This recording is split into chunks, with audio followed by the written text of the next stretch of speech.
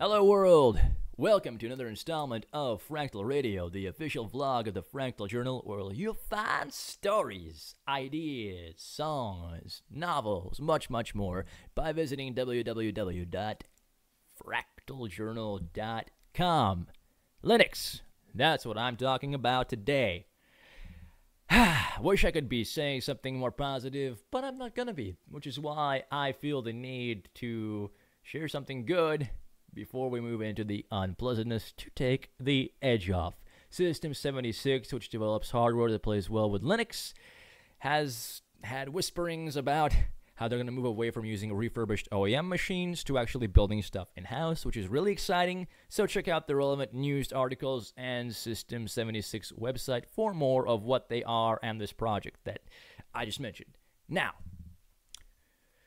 for those of you who are not Linuxy type of people, here's why you should care about Linux. Linux is not just this really niche operating system that super nerds who are slightly masochistic use to tinker around with code. That's not a desktop experience. But even further, moving away from that, Linux, the kernel, as opposed from GNU Linux, which builds all the operating systems and things that you know, like Mint. Yeah, that's in everything. It's what powers the Internet of Things. Linux kind of has become the Internet. Google servers use it. Uber uses it. It's everywhere. It's ubiquitous. So when trouble arises in the Linux community, that affects everybody, not just super geeks. Okay, so what's the trouble that's arisen? Well, it's the CoC, or the Code of Conduct, proposed by Coraline Emke, a kind of Ruby type of developer, open source type of person that has made some contributions, but wow. Yeah. This person's code of conduct has been recently adopted by the Linux Foundation, much to the chagrin of a bunch of developers there, some of whom are threatening to pull their code, which could result in bottlenecks of the Linux development process. And I do not favor the code of conduct because it's legalism. It's a way to create a list that can be used by people with political agendas to push out people they don't like, despite the merits of those people. And that's why the people who oppose the CoC are threatening to pull their code while they're getting so serious about it, because Linux has always been a meritocracy, or are attempting to be one. It's kind of hard to be a meritocracy because that's a very big pickle there. But yeah. Okay. Let's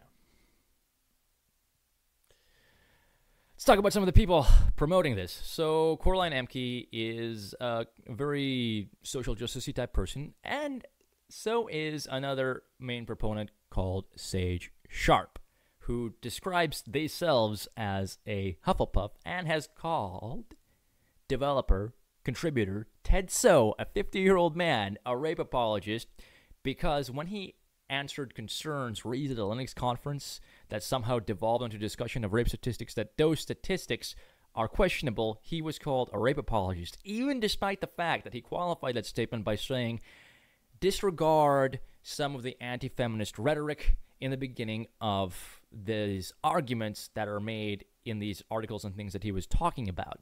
See, you can look at his study and look at the methodology of that study, like how questions were asked, and figure out whether or not the conclusions, the fear-mongering conclusions that have been drawn, are valid or not. So calling this guy a rape apologist goes against the spirit of the Code of Conduct, and it's already kind of a presaging of the sort of ways it might be used.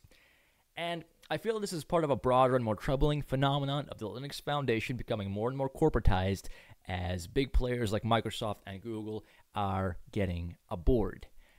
Originally, the Linux Foundation sprang out of the open source development labs and things like that, these regulatory nerd-driven bodies that made sure that everything was up to snuff with stuff developed around the Linux kernel. And now it's just, even though it's still a nonprofit, become very corporatized and gotten some of that corporate culture, which is incredibly susceptible to social justice warrior type of things. Social justice sounds good, but again, it turns out in more cases than not to be having nothing to do with actual justice and more winning against a perceived enemy by any means necessary. There's an organization that promotes social justice called By Any Means Necessary, to give you an idea of the kind of mentality behind this stuff. Okay? Yeah, and because companies want to be perceived as being nice, as being progressive, as forward-thinking, that's part of the corporate culture, they are susceptible to these very loud voices that come from these fringe communities. And we see stuff like this code of conduct arise. Yeah, it's really, really troubling. Because there's this perceived thing coming from these proponents that there's too many white males that are toxic in the community. If you look at the board of directors for the Linux Foundation, there's a lot of women, and there's a lot of people of Asian descent. The two other languages you can select are Japanese and Chinese. I don't know what kind of white supremacy that is, but it's not one I've seen before. Now, Linus Torvalds, he's kind of got a dickish personality. He's a classic engineer. Linus Torvalds, for those of you who don't know, started the Linux kernel as a student in 1991, and it grew into this giant thing. And he's still very involved with keeping it really, really smoothly running. He has a very excellence-oriented mindset when it comes to code, which is a good thing. It's just that he's a huge dick about it.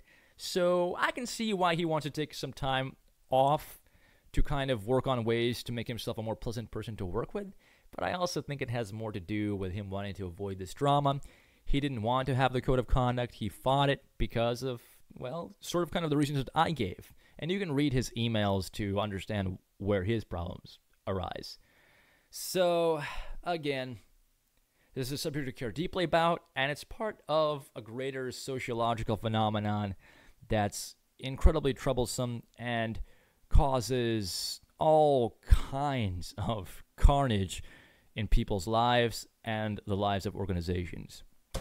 So, feel free to share your thoughts below, whether you agree or disagree. Use however strong of a language you want. I don't bite.